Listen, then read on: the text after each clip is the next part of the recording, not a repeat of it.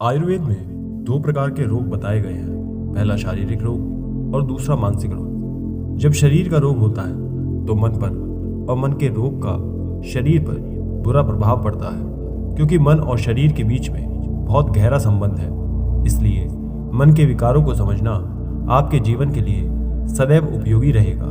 काम, क्रोध, लोभ, मोह, ईर्ष्या, द्वेष, ये सभी मनोविकार हैं। ये सभी मन के रोग हैं और इन्हीं मनोविकारों में से एक विकार है चिंता, और कहा जाए तो ये मन का सबसे बड़ा विकार है। जब मनुष्य को चिंता का रोग लग जाता है तो ये रोग आदमी को धीरे धीरे मारते हुए खोखला कर देता है। बुद्ध हमेशा कहते थे कि हमारी चिंता हमारी चिता के समान है।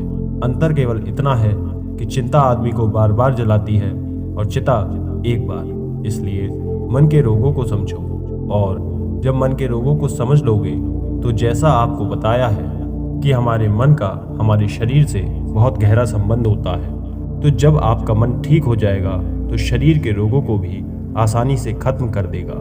इसलिए इसी से जुड़ी बुद्ध की एक कहानी हम आपको बताएंगे, जिसे यदि आप समझ लेते हैं तो इससे आप आपके शरीर को स्वस्थ रख सकते हैं, मन को स्वस्थ रख सकते हैं। एक बार भगवान बुद्ध कपिलवस्तु गए। उनके शिष्यों में से एक अनिरुद्ध थे, जिनकी बहन थी रोहिणी, जो कि दिखने में बहुत सुंदर थी। उसके साथ ही वो उतनी ही अहंकारी भी थी। रोहिणी के इसी अहंकार और क्रोध के कारण उन्हें त्वचा रोग हो गया। उनके चेहरे पर फुफने उठने लगे थे, जगह जगह से त्वचा काली हो गई थी। अनिरुद्ध और उनकी बहन एक ही गांव में रहते थे। एक बार उनका परिवार के सभी लोग अनिरुद्ध से मिलने आए, लेकिन रोहिणी नहीं आई।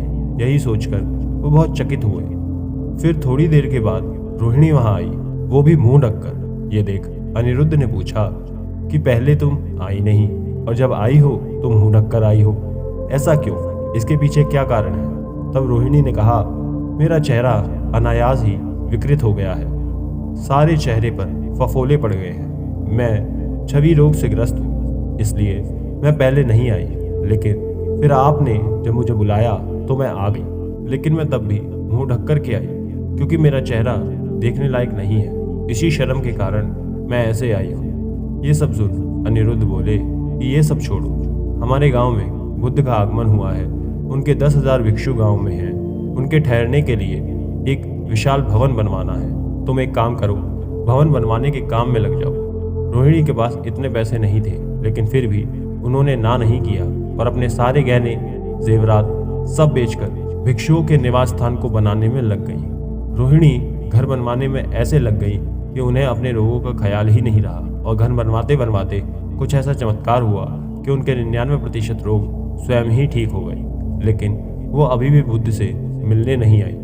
जब बुद्ध को ये बात पता चली तो उन्होंने अपने भिक्षु को भेज उन्हें बुलवाया और कहा कि रोहिणी, तुम सभा में क्यों नहीं आई? तब रोहिणी ने कहा, बनते, मेरे शरीर में छवि रोग उत्पन्न हो गया है, उसी की शर्म की वजह से मैं नहीं आई। लेकिन भंते, अनिरुद्ध की वजह से मेरा 99% रोग ठीक हो गया, लेकिन अब भी 1% रोग बाकी है। मुझे अपना चेहरा दिखाने में शर्म आती है। मैं अपना ये कुरूप चेहरा कैसे दिखाऊं? इसलिए मैं इससे बचती थी, लेकिन जब आपने बुलाया तो मैं अपने आप को रोक न सकी। मुझे क्षमा करें। ये सुन बुद्ध कहते हैं कि रोहिणी, तुम जानती हो कि ये किस कारण हुआ? रोहिणी ने कहा, नहीं बनते। तब बुद्ध ने वापस से कहा कि ये सब तेरे क्रोध के कारण हुआ, तेरे भीतर के अति क्रोध से। लेकिन जब तुम्हारे भीतर करुणा आई तो तुम्हारे करुणा से ये स्वयं ठीक हो गया। क्रोध तो अहंकार का ही परिणाम है। तुम्हें स्वयं पर, अपने रूप पर बहुत अहंकार था। जब भी कोई तुम्हारी सुंदरता को कुछ भला बुरा कहता है तो ये तुम्हें तुम्हारे अहंकार में लगता था, और तुम्हारे इसी अहंकार के कारण तुम्हें क्रोध आता था। लेकिन जब तुमने अपने भाई की बात सुनी और भिक्षुओं के लिए भवन बनवाना शुरू किया तो तुम ये भूल ही गई, और तुम्हारे अनजाने में तुम्हारा अहंकार भी समाप्त हो गया, क्योंकि तुम अपने कार्य में इतनी व्यस्त थी कि तुम्हारे भीतर करुणा आ गई थी, और तुम्हारी इसी करुणा के कारण तुम्हारा रोग स्वयं दूर हो गया। लेकिन तुम्हारा रोग पूरी तरह से नहीं छूटा, क्योंकि तुम्हारा अहंकार नहीं छूटा था, क्रोध का रोग नहीं छूटा था। इसलिए ये 1% रोग बचा हुआ है। करुणा तो तुमने की, लेकिन वो करुणा तुमने जानबूझकर नहीं की, बल्कि अनजाने में की। तुम जागो, क्योंकि तुम यहाँ पर आकर अभी भी करुणा कर रही हो, लेकिन तुम इसे अभी भी पहचान नहीं पा रही हो, तुम इसे देख नहीं पा रही हो। जो अहंकार तुमने अपने कामों में व्यस्त होकर भुला दिया, उसे जानकर त्यागो, न कि अनजाने में। बुद्ध की ये बात सुनते सुनते रोहिणी का सारा रोग खत्म हो गया। तब बुद्ध ने कहा कि क्रोध को छोड़िए, अभिमान को त्याग दे और इसे अपनी इच्छा से त्यागे और अपने भीतर करुणा को जागने दे। अपने अंदर छोड़ दो उस रोग को, उस क्रोध को, इस अहंकार को। फिर तुम देखोगे कि तुम्हारा पल भर में सब रोग खत्म हो जाएगा। तथागत बुद्ध ने आगे कहा, जो चढ़े हुए क्रोध को भटक गए रथ के भांति रोक लेता है, उसी को मैं सारथी कहता हूँ। छोड़ उस क्रोध को, अभिमान को, त्याग सारे संयोजनों को, पार हो जा और उस तरह नाम रूप में आसक्त न होने वाले तथा अकिंचन पुरुष को दुख संतृप्त नहीं करता। अक्रोध से क्रोध को जीतिए, असाधु को साधु से जीतिए, कृपण को दान से जीतिए और झूठ बोलने वाले को सत्य से जीतिए। सच बोलें, क्रोध ना करें, मांगने पर थोड़ा अवश्य ही दें। इन 3 बातों से मनुष्य देवताओं के समान हो जाता है।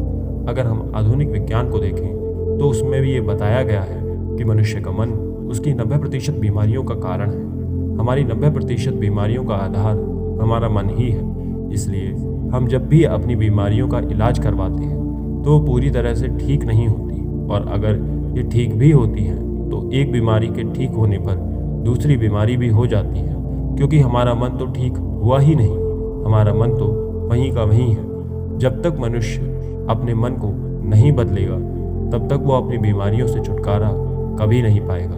और हमारी बीमारियों का श्रेष्ठतम क्षण वही होता है जब हम अपने आप को भूल जाते हैं अपने काम करने के दौरान। आपने अक्सर देखा होगा कि जब भी आप अपना कोई पसंदीदा काम करते हैं तब आप कुछ क्षण के लिए अपने आप को भूल जाते हैं। आप अपने काम में इतने बिजी हो जाते हैं कि आपको उस क्षण के लिए अपने आप को याद ही नहीं रख पाते। और एक बात तो तय है कि जहाँ पर आप अपने आप को भूलें वहाँ पर आपका अहंकार भी चला गया। जिस प्रकार रोहिणी के साथ हुआ कि वो अपने काम में इस प्रकार व्यस्त हो गई कि वो स्वयं को ही भूल गई थी, और इस प्रकार से उसके भीतर करुणा के भाव आ गया। और जैसे जैसे उसके भीतर करुणा की भावना आई वैसे वैसे उनके भीतर का क्रोध, अहंकार, अभिमान सब चला गया। ये चीज़ उन्हें पता ही नहीं चली। लेकिन ये हुआ अनजाने में। तो अपने कामों में इतने व्यस्त हो जाओ कि जहाँ पर तुम अपने आप को भूल जाओ, और उस जगह आपका अहंकार स्वयं चला जाएगा। और जहाँ पे अहंकार नहीं होता वहीं पर तो ध्यान होता है। तुम्हारे क्रोध के कारण जो बीमारी, अक्रोध उसका इलाज है। हिंसा के कारण ही बीमारी, प्रेम उसका इलाज है। और अहंकार के कारण जो बीमारी है, विनम्रता उसका इलाज है। ये सब कुछ तुम्हारे ध्यान